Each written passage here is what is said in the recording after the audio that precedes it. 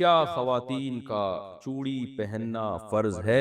लड़कियों का चूड़ी पहनना कैसा है, फर्ज या मुस्तहब? क्योंकि जमात में जो औरतें आती हैं इनका कहना है कि जो लड़कियां चूड़ी नहीं पहनती इनके हाथ का खाना पीना जायज नहीं। अहमद साहब मुंबई से। देखो, लड़कियों का चूड़ियां पहनना अफजल है, बेहतर है, क्योंकि शरीयत ये चाहती है कि औरत औरत बन के रहे, मर्द मर्द बन के रहे। तभी नबी सल्लल्लाहु अलैहि वसल्लम ने मर्दों को औरतों की मुशाबहत से, औरतों को मर्दों की मुशाबहत से मना किया। और एक खातून का हाथ आप सल्लल्लाहु अलैहि वसल्लम ने देखा जिस पे मेहंदी नहीं थी, तो उनको तंबी किया आप सल्लल्लाहु अलैहि वसल्लम ने। तो इसलिए उलमा कहते हैं कि औरत के लिए औरत बन के रहना ही बेहतर है, तो इसलिए चूड़ियां अफजल है, बेहतर है, लेकिन फर्ज वाजिब बहरहाल नहीं है। और कोई ना पहने तो कोई वाजिब नहीं है। और उसके हाथ का ये खाना ना खाना ये भी गलत है, खाना भी खा सकते हैं, उसके हाथ का कोई हर्ज नहीं है। खानदान में नजरों की हिफाजत का क्या हुक्म है?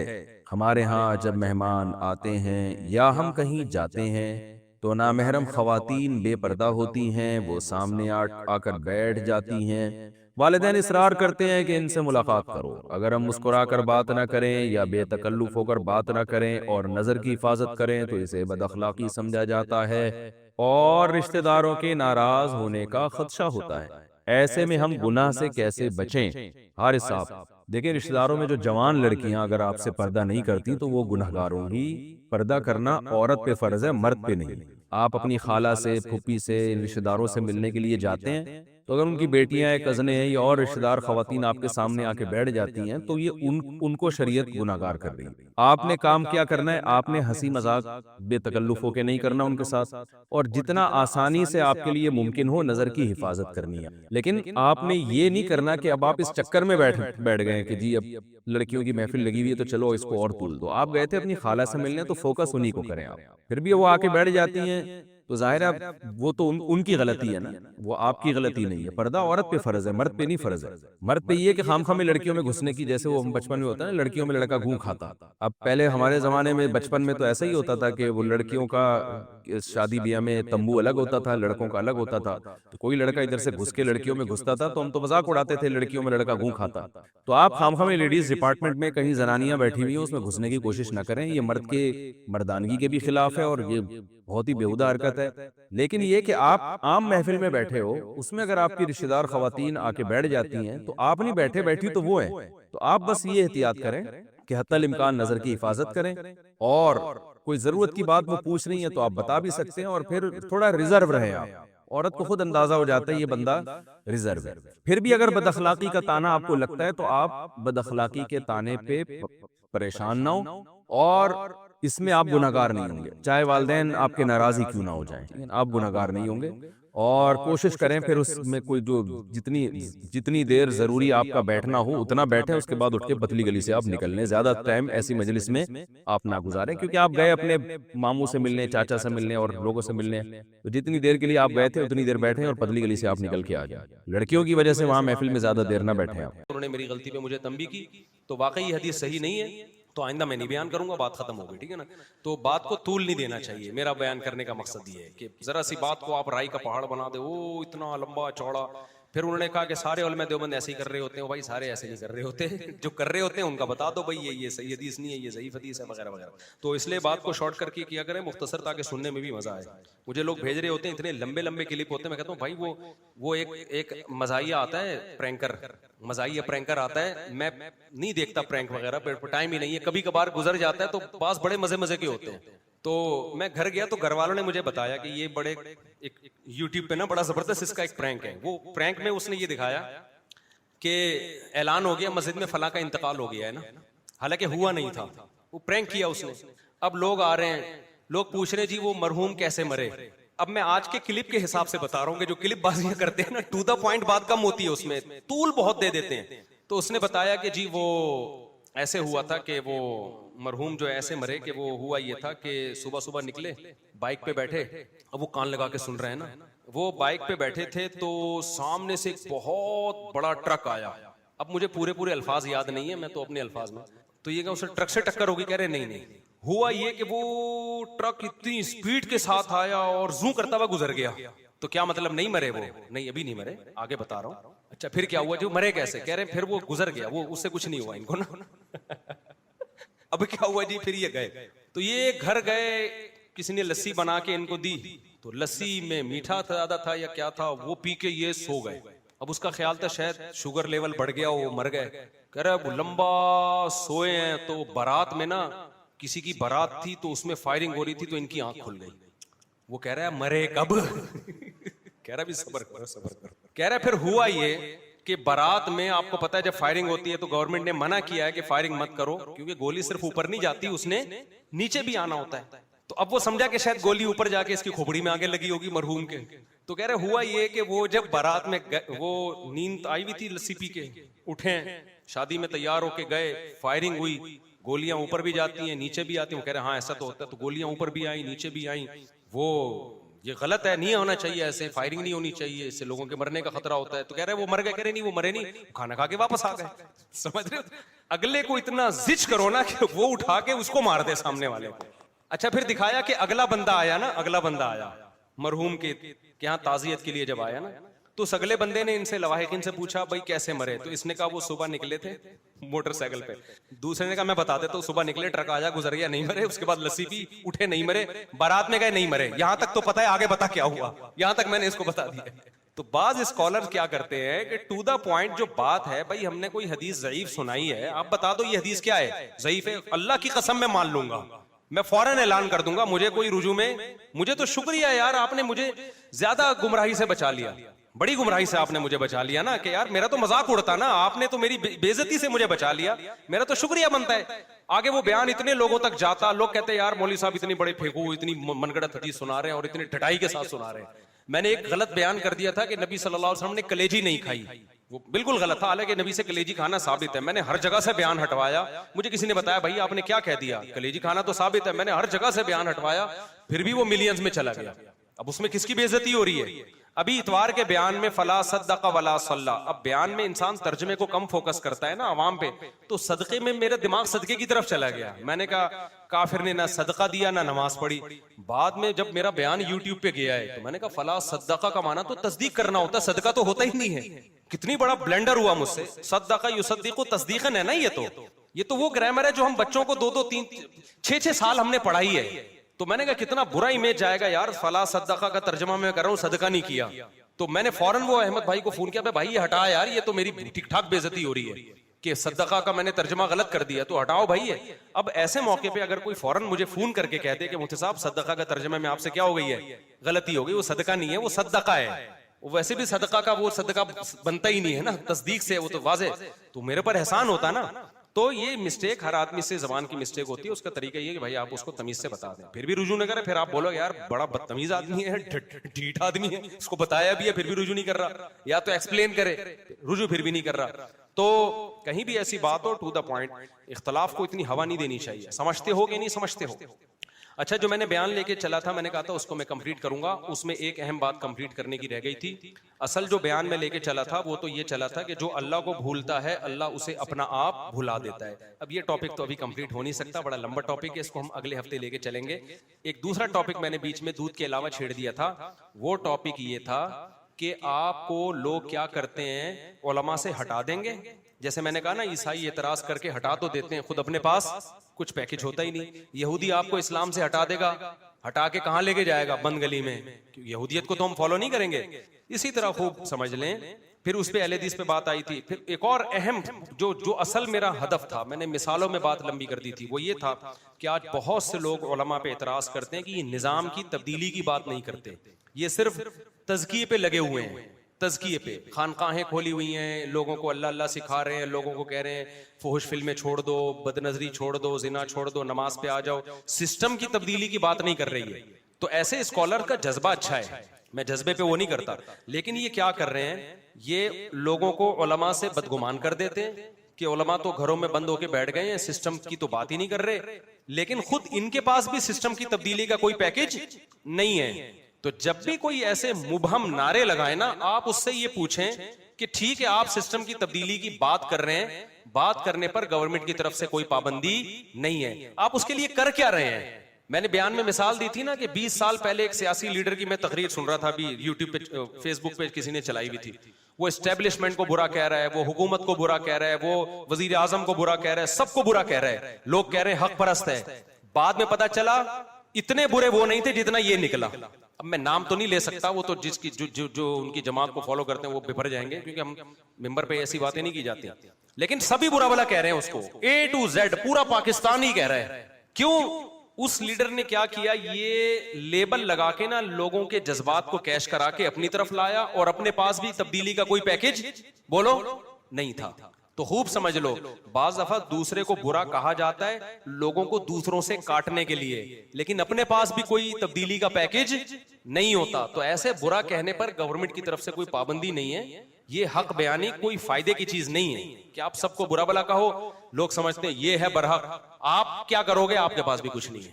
उससे नुकसान ये होता है कि लोग ना आपके रहते हैं और ना उनके रहते हैं, फिर एथियज्म की तरफ जाते हैं या बंद गली में आके खड़े हो जाते हैं। ऐसी बहुत सी तहरीकें माजी में उठी हैं जिन्होंने तब्दीली की बात की और निजाम की तब्दीली की तहरीकें चलाई, लोगों को उलमा से बदगुमान किया कि ये उलमा मौलवी के पास मत जाओ, उलमा गलत हैं। लोग उलमा से भी बदगुमान हो गए, और फिर उनके पास खुद भी कोई पैकेज नहीं था तब्दीली का। नतीजा क्या निकला, कुछ वक्त के बाद फिर लोग उनसे भी टूट गए। लोगों ने कहा इनके पास भी खाली खुली की बातें हैं। अब उलमा से इतने बदगुमान हो चुके थे अब कि वापस उलमा के पास नहीं गए। तो अब आप बताओ, ना आप उसके लीडर हो ना उलमा उसके लीडर हैं, तो शैतान तो फिर अकेली बकरी को खाता है कि नहीं? भेड़िया अकेली बकरी को खाता है कि नहीं खाता? जो जमात से अलग हो गई उस पर तो भेड़िया हमला करता है। तो हमारे तजर्बे ऐसी तहरीकों के बारे में, तो ये जो भी निजाम की तब्दीली की बात करें ना, उनसे कहें आपके पास कोई ऐसा पैकेज जो मुअस्सिर हो, ग्राउंड रियलिटी से मैच करता हो, असबाब की दुनिया में जिसका रिजल्ट की उम्मीद हो, ऐसा कोई पैकेज बताएं। तो वो जवाब में कहेंगे कि असबाब को मत देखो, हमारे जिम्मे अपना काम करना, हम काम के मुकल्लफ हैं, नतीजे के मुकल्लफ नहीं है। ये बिल्कुल गलत बात है। हम ऐसा काम जिसका नतीजा निकलना ही मुमकिन ना हो, उस काम के मुकल्लफ बोलो नहीं है।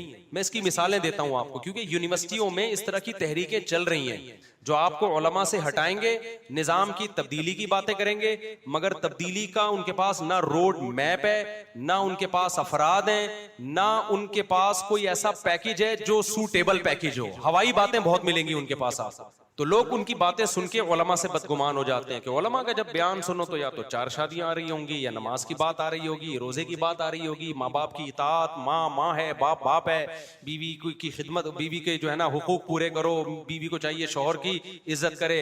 तो लोग कहते हैं यार ये कितनी छोटी छोटी निजी छोटी छोटी घटिया बातें लेके बैठे हुए हैं। फलां बात करता है इनकलाब की, फलां क्या बात करता है, इनकलाब की, सिस्टम की तब्दीली की बात करता है, और ये छोटे छोटे सास बहू के झगड़े लेके निपटाने के लिए बैठे हुए। सिस्टम की तब्दीली की बात करें तो उनका मेंटल लेवल बड़ा ऊपर है, और ये मौलवियों का मेंटल लेवल क्या है, ये तो बड़ा घटिया है। तो निकाह तलाक के मसाइल लेके बैठे हुए हैं, बस नमाज में ये करने से सद्दा साहब हो जाता है, ये करने से ये होता है। ये छोटे छोटे जहन के लोग, घटिया, नीच। समझ में आ रहा है कि नहीं आ रहा? तो ये नारे हैं बहुत अच्छे। हालांकि उलमा के पास निजाम की तब्दीली का पैकेज भी है और उसकी कोशिश भी है। आप सही उलमा से मिलो, सारे एक जैसे नहीं है, आप मिलोगे तो पता चलेगा। और ये जो तज़किया किया जा रहा है ना इनफिरादी तौर पे, ये भी तो निजाम की तब्दीली का एक हिस्सा है। अफराद तैयार नहीं होंगे तो कौन तब्दील करेगा निजाम? तो अफराद की तैयारी भी उस सिस्टम की तब्दीली का एक पैकेज है। अब मैं बताता हूं सिस्टम की तब्दीली का उलमा के पास क्या पैकेज है। वो ऐसा पैकेज है जो सूटेबल है और उलमा उस पर अमल भी कर रहे हैं। लेकिन जो इस तरह उलमा से आपको वर्गला रहे हैं ना, दूर कर रहे हैं, उनके पास कोई पैकेज नहीं है। बातें हैं तो बातें तो कर लो भाई बैठ के। अब मैं बताता हूं कि जो लोग कहते हैं ना नताइज के मुकल्लफ नहीं है, हमने तो काम करना है, ये बिल्कुल गलत है। ये उसूल वहां चलेगा जहां गुनाह और फराइज और वाजिबात की बात आएगी। कुछ काम ऐसे होते हैं जो खुद काम ही मकसूद है, जैसे नमाज बजाते खुद मकसूद है, वो आपको पढ़नी है, नतीजा अच्छा निकले या बुरा निकले। लेकिन कुछ चीजें मकसूद नहीं होती, वो मकसूद का जरिया होती हैं। जैसे जिहाद है या सिस्टम की तब्दीली की कोशिश है, वो कोशिश मकसूद थोड़ी है, वो जरिया मकसूद है। नहीं अनिल मुनकर है, ये मकसूद नहीं है, मकसद है बुराई का खात्मा। अगर आप समझते हो कि बुराई से रोकने से खात्मे के बजाय और बढ़ जाएगी तो वहां रोकना मना है। फिर नहीं, यही बात मेरा ख्याल है समझ में। देखो इस्लाम में 2 तरह के हकाम हैं, एक मकसूद है और एक मकसूद बोलो नहीं है। नमाज क्या है? इबादत मकसूदा है। नमाज क्या है? अब कोई टेक्निकल पॉइंट लेकर आए कि एक्चुअली नमाज से मुझे फायदा ही नहीं हो रहा, मुझसे गुनाह ही नहीं छोड़े तो नमाज ही नहीं पढ़ूंगा, उससे कहा जाएगा नमाज खुद मकसद है यार, ये पढ़ो, चाहे इससे बुराई छूटे या ना छूटे, वो एक अलग चीज है। लेकिन आपको नमाज पढ़नी पड़ेगी, हज आपको जिंदगी में एक दफा करना पड़ेगा, आपको दाढ़ी रखनी पड़ेगी, औरत को पर्दा करना पड़ेगा। ये सारी इबादतें वो हैं जो शरीयत में मकसूद है। 5 अरकान है ना इस्लाम के। ज़कात आपको देनी पड़ेगी। समझते हो कि नहीं समझते? अब आपको एक्चुअली मुल्क में गवर्नमेंट ने महंगाई पे काबू पा लिया है, लिहाजा ज़कात देने की मुझे जरूरत नहीं है। ज़कात तो मकसद है भाई, मालदार को देनी पड़ेगी। यहां नहीं है मुल्क में मालदारी आ गई, अफ्रीका के जंगलों में जाके तकसीम करो, देनी पड़ेगी आपको। गरीब तलाश करना पड़ेगा आपको ज़कात के लिए, चाहे महंगाई खत्म भी हो जाए। मुल्क नॉर्वे अमेरिका में जो जिनको ज़कात निकालने वाले ज़कात के लिए लोग नहीं मिलते, हम उनके कहते हैं पाकिस्तान में दो ज़कात भाई। तो ज़कात इबादत मकसूदा, हज इबादत मकसूदा, नमाज इबादत मकसूदा। कुछ चीजें ऐसी होती है जो मकसूद नहीं है, बल्कि वो मकसद तक पहुंचने का बोलो जरिया है, वो मकसद नहीं होती। तबलीग मकसद नहीं है, जरिया मकसद है। जिहाद मकसद नहीं है, जरिया बोलो ना मकसद है। तभी तबलीग वाले खुद कहते हैं कि भाई उलमा को तबलीग ना करो। कहते हैं ना, तबलीग वाले जब उलमा के पास आते हैं ना, तो ये नहीं कहते आप दीन पे चलने की हमारे अंदर भी फिक्र पैदा हो जाए, आपको चाहिए। उनको पता है मौलवी को गुस्सा आ गया, रख के चमाड़ लगाया, भाई तू मेरा बाप बना हुआ है, ठीक है ना। तो तबलीग वालों को पता है भाई उलमा है, वो तो खुद मुबल्लिग हैं, तो उनको समझाने के लिए अलग तरीका है। भाई आप हमारी सरपरस्ती के लिए तशरीफ ले आए तो रिस्पेक्ट देते हैं, वो तशरीफ लाना और ले आते, नहीं लाना नहीं लाते। तो वहां स्टाइल क्या हो गया, चेंज हो गया। और बाज़ दफा तबलीग वाले ही मना करते हैं, वहां करनी नहीं है, क्योंकि फायदे के बजाय क्या होगा, नुकसान होगा।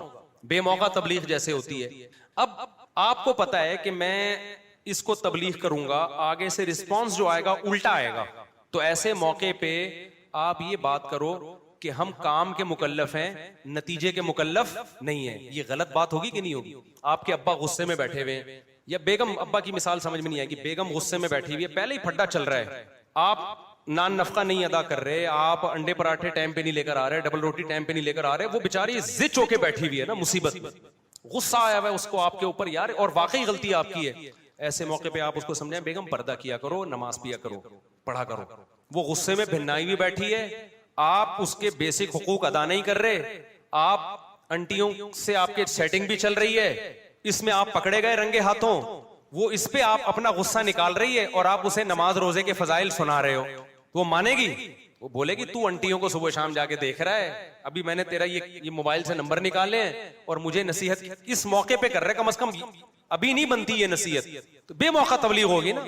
अब्बा गुस्से में बैठे हुए हैं, वो कह रहे हैं तुझे मैंने ये बोला था कि गाड़ी बाइक पंचर हो गई, बनवा के लाओ, गुस्से में वो भिन्नाई में बैठे हुए, आप कह रहे हैं अब्बा आप नमाज नहीं पढ़ते, देखे नमाज बहुत जरूरी है इस्लाम में। अब कोई कहता है यार तू बाप को समझा रहा है, और ऐसे मौके पे समझा रहा है जब वो तुझे समझा रहा है, ठीक है, और तू उल्टा उसको, इससे तो फायदे के बजाय नुकसान होगा। आप जवाब में कहते हैं हम काम के मुकल्लफ हैं, हमने तबलीग करनी है, जहां मौका मिलेगा तबलीग करेंगे, नताइज नहीं देखने, नताइज किस पे छोड़ने हैं, अल्लाह पे। तो अगला कहेगा तू जा अपना इलाज किसी डॉक्टर से करवा, तबलीग तो बाद में, पहले तेरा मेंटल दिमाग सेट नहीं है। तबलीग मकसूद नहीं है, मकसद क्या है?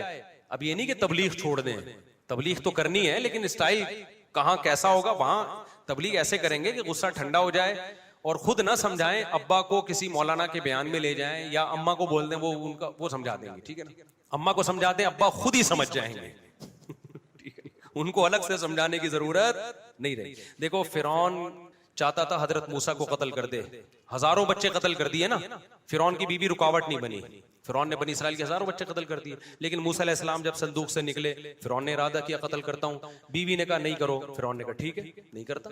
बीवी ने एक दफा कहा ला तक़तुलू, एक दफा कहा फिरौन की बीवी ने, वाइफ ने, फिरौन की वाइफ ने एक दफा कहा ला तक़तुलूहु, तुम्हारा इरादा इसको कत्ल करने का है? फिरौन ने कहा जी, क्योंकि बनी इसराइल का इसका इम्कान है, बनी इसराइल का बच्चा होगा, मैं तो नहीं छोड़ूंगा, मैं तो कत्ल कर दूंगा। तो बीवी ने कहा ला तक़तुलूहु, इसको नहीं कत्ल करो। उसने कहा ठीक है। उसने कहा क्या है? मूसा अलैहिस्सलाम ने सारी जिंदगी अल्लाह का हुक्म सुनाया फिरौन को, मूसा अलैहिस्सलाम ने लाठी फेंकी, सांप बना, इतने मोजज़ात देखे, लाठी सांप बनी।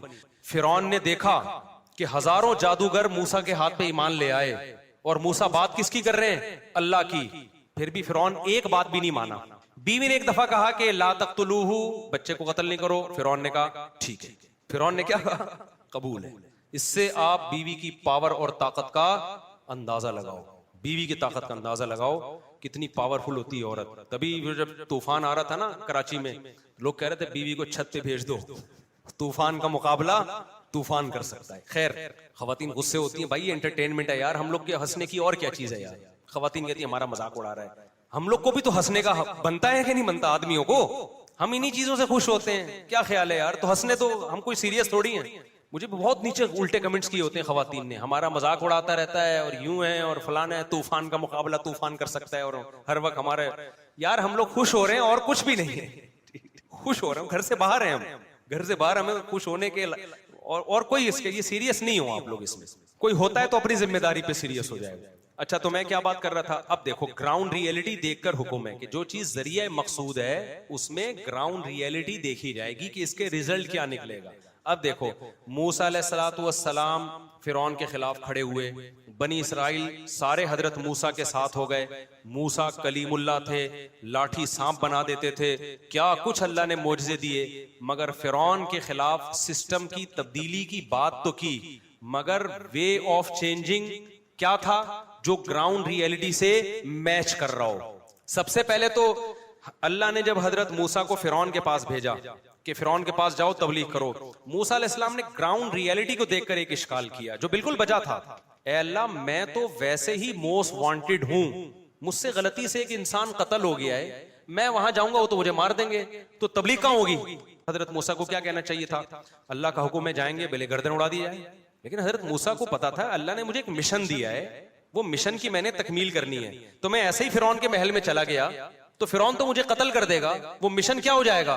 तो अल्लाह मुझे इस इश्काल का जवाब चाहिए ना, अल्लाह से इश्काल कर रहे हैं। आज इन स्कॉलर से जब कोई इश्काल करे कि तुम सिस्टम की तब्दीली की जो बात कर रहे हो तो तुम्हारा जो तब्दीली का जो प्रोसेस है वो सूटेबल नहीं है, तो फौरन कहते हैं आप असल में इश्कालात इसलिए कर रहे हो, जान छुड़ाना चाहते हो।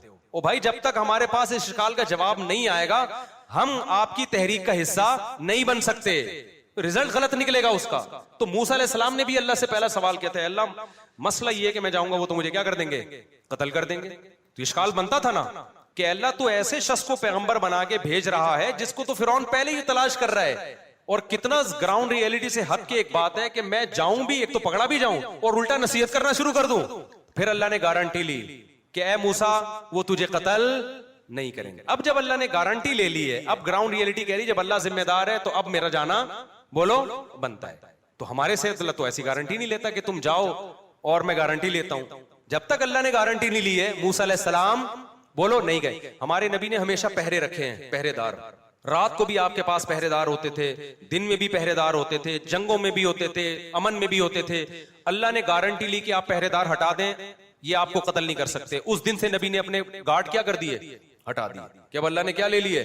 गारंटी। जब तक नहीं ली तो गार्ड। हमसे लोग कहते हैं मुफ्ती साहब गार्ड क्यों रखे हुए? हम कहते हैं भाई अल्लाह ने हमसे कोई गारंटी नहीं ली है कि बगैर गार्ड के घूमेंगे तो तुम्हें बचाऊंगा। आज अगर कोई फरिश्ता आ जाए, अव्वल तो वही का एतबार नहीं होगा, वही का दरवाजा बंद हो गया, ये मुझे 40 दिन मुतवातिर ख्वाब आ जाए, 40 दिन आएगा तो मैं यकीन कर लूंगा ये अल्लाह की तरफ से, उससे पहले मैं रिस्क नहीं ले सकता। हो सकता है कोई पुराना दुश्मन ख्वाब में फरिश्ता बन के आया हो, बोलो गार्ड ना रखो। तो अल्लाह अगर आज वही के जरिए ये 40 दिन मुतवातिर ख्वाब आए और अल्लाह के गार्ड हटा दो तुम्हें कुछ भी नहीं होगा, तुम्हें जब अल्लाह ने कोई एक साहब मुझे कहने लगे मुफ्ती साहब आप उधर आ जाए हमारे इलाके में ना। मैंने कहा वहाँ हालात बहुत खराब है, धमाके शमाके हो रहे हैं और वहाँ कोई सिक्योरिटी का भी इंतजाम नहीं है। कह रहे अल्लाह ने चाहा तो अल्लाह बचाएगा। मैंने कहा अल्लाह ने नहीं चाहा तो फिर? बात तो सही है, अल्लाह ने चाहा तो बचा लेगा, लेकिन मुझे तो नहीं पता कि अल्लाह क्या चाह रहा है। ठीक है, अल्लाह बचाना चाह रहा है या नहीं चाह रहा बचाना। एक साहब ना रसगुल्ले का डब्बा रखा हुआ है, शुगर है, खा रहे हैं। मैंने कहा भाई मर जाएगा, तुझे शुगर है। उसने कहा अल्लाह ने चाहा तो नहीं मरूंगा। मैंने कहा अल्लाह ने नहीं चाहा तो फिर क्या होगा? ये जितने कब्रिस्तान में गए हैं अल्लाह ने नहीं चाहा था कि ये जिंदा रहे, तभी ये लड्डू खा के कहां चले गए?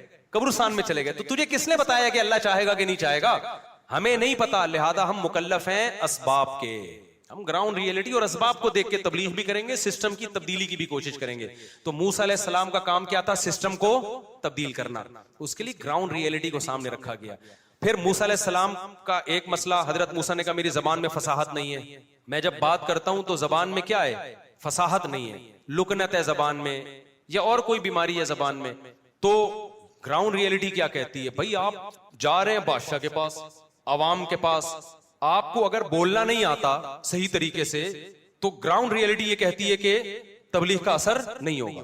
हजरत मूसा कह सकते थे अल्लाह तूने मुझे बना दिया पैगंबर, अब मुझे बोलना आता हो कि नहीं आता मैं तो जाऊंगा, क्योंकि मैं नताइज का मुकल्लफ नहीं, मैं किसका मुकल्लफ हूं? असबाब का। हजरत मूसा को इश्काल हुआ कि अल्लाह कि मेरी जबान में लुकनत है, मैं बोल नहीं सकता, तू दो काम कर, या तो मुझे नहीं भेज, हारून को भेज दे, उसको बोलना आता है। अल्लाह ने कहा नहीं तू तो जाएगा, है मूसा, तू क्या करेगा, तू तो जाएगा। फिर अल्लाह मूसा अलैहिस्सलाम ने कहा ठीक है अल्लाह, मेरे भाई हारून को मेरा नुमाइंदा बना दे, दावत मेरी होगी, जबान किसकी होगी, मेरे भाई की, और मेरी जबान में जो लुकनत है उसको दूर कर दे, दोनों मिलके दावत देंगे। तो ये ग्राउंड रियलिटी को सामने रख के काम हो रहा है कि नहीं हो रहा। अल्लाह ने हजरत मूसा की दोनों दुआएं कबूल की। सना शुद्दु आदुदका बि अखीका, क्या मजेदार आयत है यार, ऐसा कुरान अरबी में पढ़ने का मजा है। ए मूसा, मैं तेरे बाजू को तेरे भाई के जरिए मजबूत कर दूंगा, तेरा बाजू मजबूत करूंगा, किसके जरिए, तेरे भाई के जरिए मजबूत करूंगा, तेरा भाई भी तेरा साथी बनेगा, दावत तेरी होगी, बलागत किसकी होगी, जब वो फिरौन के महल में तकरीर करेगा ना हारून, उसको बोलना आता है, ऐसे लोगों पे असर होगा जैसे जादू हो गया लोगों पे, ऐसी तकरीर करेगा। तो ये बोलना, स्पीकिंग पावर भी अल्लाह की बहुत बड़ी नेमत है। तभी मैं कहता हूं अपने बच्चों को बोलना सिखाओ। तो इन दो कामों को अल्लाह ने पूरा किया। उसके बाद अल्लाह ने कहा अब ऐसे ही जाना पड़ेगा, मजीद कुछ नहीं, ठीक है ना। तो जब ऑर्डर आ गया अल्लाह की तरफ से, अब ग्राउंड रियलिटी को देखने की इजाजत नहीं। अब तो अल्लाह ने ऑर्डर कर दिया है ना, अब तो ऑर्डर कर दिया, अब तो जाना पड़ेगा। अब अगर मूसा अलैहिस्सलाम कहे मैं नताइज का मुकल्लफ हूं अल्लाह, तो अल्लाह कहेगा अब मैंने जिम्मेदारी ली है तो आपको जाना पड़ेगा। तो खूब समझ लें आगे क्या हुआ है। फिर मूसा अलैहिस्सलातु वस्सलाम ने फिरौन को दावत दी। मूसा अलैहिस्सलाम के पास हजारों बनी इस्राएल इकट्ठे हो गए, जुल्म होता रहा, मार खाते रहे। फिरौन ने कत्ल गारत बढ़ा दी, अपनी बीवी को भी कत्ल कर दिया फिरौन ने हजरत मूसा पे ईमान की वजह से। सब कुछ हो गया, मूसा अलैहिस्सलाम ने आलम बगावत बुलंद नहीं किया। रियासत के खिलाफ ऐसा नहीं है तोपों और टैंकों के साथ निकल आए हो। क्यों? हजरत मूसा ये कह सकते थे कि भाई अब हम इनके खिलाफ जिहाद करेंगे और हुकूमत का तख्ता उल्टेंगे। लोग कहते हैं हम तो कमजोर हैं, हम अपने बच्चों को कत्ल होते नहीं बना सकते, और आप कह रहे हो स्टेट के अगेंस्ट हम टैंकों के साथ निकलें, हम तलवारें लेके निकलें। तो मूसा अलैहिस्सलाम कह सकते थे हम असबाब के मुकल्लफ हैं, नताइज के मुकल्लफ नहीं है। लेकिन हजरत मूसा ने ये लफ्ज बोलो नहीं कहा। ये लफ्ज जब इस्तेमाल करते जब अल्लाह की तरफ से ऑर्डर होता कि लड़ना है हर सूरत में, जैसे कौम अमालिका के खिलाफ ऑर्डर आए कि लड़ना है, जब अल्लाह कह देगा कि लड़ना ही लड़ना है, फिर हम असबाब के फिर हम नताइज के मुकल्लफ नहीं है। जब तक ऐसा ऑर्डर स्पेसिफिक किसी खास जंग के बारे में नहीं आता तो हमने किसको देखना है? जमीनी हकीकत को। हजरत मूसा को नहीं आया जिहाद का हुक्म, तो हजरत मूसा ने खुद ऐलान नहीं किया बल्कि जमीनी हकीकत को देखा कि भाई फिरौन पावरफुल है, हमारे लिए बनी इसराइल को बचाना मुश्किल हो रहा है और हम अलमे बगावत बुलंद करें। तो इसलिए हजरत मूसा अपनी कौम को यही कहते रहे, सबर सबर सबर सबर। तो वही जवाब मूसा की कौम ने दिया जो आज लोग कहते हैं कि कब तक सबर करें, कब तक सबर करें। लोग ये जुमला इस्तेमाल करते हैं कि अच्छा ये मौलवी लोग हमें कहते हैं सबर करो, सबर करो क्या मतलब? आराम से हाथ के हाथ रख के बैठे ना, मार खाते ना। हम उनसे कहते हैं कि आप मार ना खाएं, आप जो जैसे मूसा अलैहिस्सलाम जो अपना काम था वो तो कर रहे थे ना, तबलीग भी कर रहे हैं, दुआएं भी कर रहे हैं और अल्लाह के हुक्म का इंतजार कर रहे हैं। तो आप जो तब्दीली के सूटेबल जराए हैं वो इख्तियार करें। वो मैं बताता हूं अभी क्या जराए हैं। लेकिन आप ये कहना कि हम कुछ भी ना करें, ये नारा लगा के वो कुछ करना शुरू कर दें कि रहे सही से भी जाएं। इसकी मिसाल ऐसे, दो ताकतवर आदमी आए आपसे लड़ने के लिए, उनके पास बंदूकें भी हैं, चाकू भी हैं। एक ने लगाया आपको खींच के थप्पड़, अकलमंद कह रहा है थप्पड़ खा ले आराम से, जितने भी चांटे मारे ना अभी क्या कर, खा ले, क्योंकि तूने एक भी लगाया ना तो ये फायर करेंगे तेरे ऊपर, क्योंकि उनके पास पिस्टल भी है, इनके पास चाकू भी है, अफरादी कुव्वत भी इनके पास है। ये चार है, तू क्या है? अकेला है। अब आप कहो यार मैं मारी खाता रहूं, मैं थप्पड़ी खाता रहूं, मैं थप्पड़ी खाता रहूं।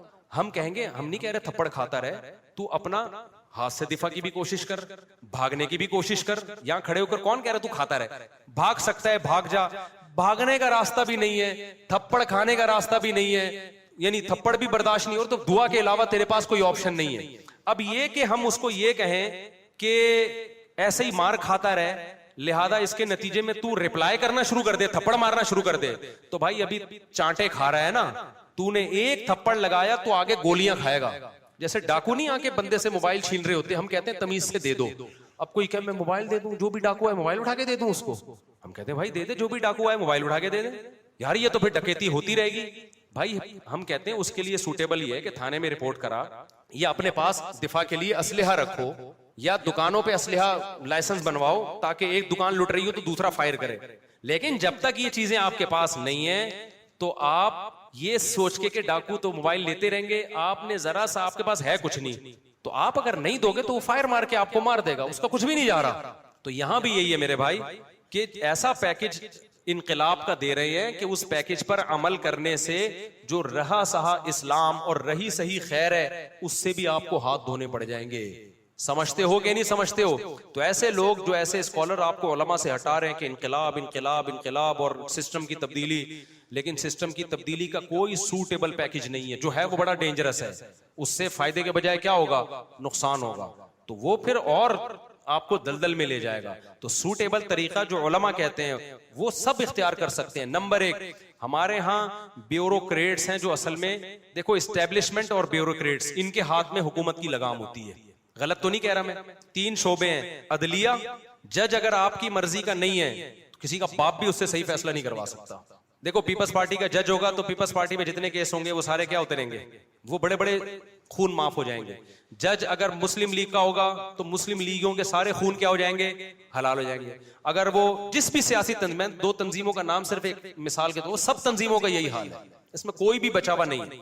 मुल्क चलाने वाली 3 ताकतें होती हैं, एक अदलिया है, इस्टेब्लिशमेंट है और ब्यूरोक्रेट्स हैं जो इस्टेब्लिशमेंट में ही जाते हैं, लेकिन हम उसको एक अलग जो सीएसएस करते हैं ना, और मुल्क की लगाम जिनके हाथ में, जो हुक्मरानों को मशवरे दे रहे होते हैं। चौथा तबका होता है हुक्मरान, वो आते हैं इलेक्शन के जरिए। हुक्मरान किसके जरिए आते हैं? उसको तब्दील करना मुमकिन नहीं है आपके लिए, क्योंकि कौम में मेजॉरिटी अनपढ़ है।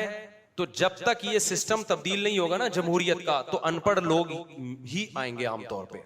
समझते हो? अबे तो वोट की तो एक जाहिल के वोट की वैल्यू भी वही है पाकिस्तान में जो एजुकेटेड आदमी की है। एक मास्टर किया हुआ आदमी का भी वही वोट है जो एक आमी आदमी का है। तो मास्टर किए हुए ज्यादा हैं, आमी लोग ज्यादा हैं। तो अनपढ़ लोग किसी अच्छे आदमी को सेलेक्ट करेंगे क्या? तो जो आ रहा है उसको तो आप चेंज नहीं कर सकते। अब जमहूरी सिस्टम को भी चेंज ऊपर से करना पड़ेगा, यहां से नहीं होता चेंज वो। अब उसमें क्या है, आपके पास 3 सीटें अभी खाली पड़ी हुई हैं जिसमें आप अच्छे लोगों को ला सकते हो। एक फौज है, इस्टेब्लिशमेंट है, दूसरा क्या है, अदलिया है, तीसरा ब्यूरोक्रेट्स है। इसके लिए दरवाजे सबके खुले हुए हैं। इसमें यह कहना कि चंद लोगों का कब्जा है, ये बिल्कुल गलत है, ये मुशाहिदे के खिलाफ है। होता यह है कि कुछ बातिल लोग इन तीनों इदारों को उन्होंने फोकस किया है, वो अपने बच्चों को पढ़ा पढ़ा के बड़ी बड़ी पोस्टों पर इन तीनों इदारों में भेज रहे हैं। फिर वो अकलियत में होते हैं, लेकिन मुल्क की बागडोर उनके हाथ में होती है। उन अकलियतों का एक बंदा मर जाए, हंगामा देखो पूरे मुल्क में कितना होता है, और अक्सरियत के 100 मर जाएं, कुछ भी नहीं होता, ना पुलिस आती है ना कोई पूछने वाला होता है। मैं समझा पा रहा हूं अपनी बात? उसका तरीका यह है कि आप ऐसे इदारे खोलो, बहुत हाई लेवल की उनमें एजुकेशन हो, वो इदारे हों जिनमें फौज के अफसरान भर्ती होते हैं, जिन स्कूलों से फारिग होके, जिन कॉलेजेस से फारिग होके, जो सीएसएस करवाते हैं। तो ऐसे इदारे बातिल के हाथ में होने के बजाय किसके हाथ में होने चाहिए? बोलो ना, आपके हाथ में होने चाहिए। इस पर अगर आप मेहनत करते हो, हम आपके साथ हैं। उसमें सीएसएस तो अभी से करवा रहे हैं। पॉकेट वेलफेयर ट्रस्ट का काम किया है कि भाई जो देखता है कि जब जो लड़के अच्छे हैं, जो 2 नंबर लोग नहीं है, उनको स्कॉलरशिप दी जाए, उनको सीएसएस अपने खर्चे पे कराया जाए। फिर जब वो फारिग हो जाएंगे, उनको जॉब मिलेगी, तो वो कर्जा उनसे वापस लिया जाए। तो मैं ऐसे लड़कों से मिला हूं, तो मैं सिर्फ जामिया रशीद की बात नहीं कर रहा, और भी बहुत से इदारे ये काम कर रहे हैं। तो जो भी ये काम कर रहा है तो ये सूटेबल भी है, इसका पायदार नताइज भी निकलेंगे। थोड़ा लॉन्ग टर्म है ये, आज नहीं 50 साल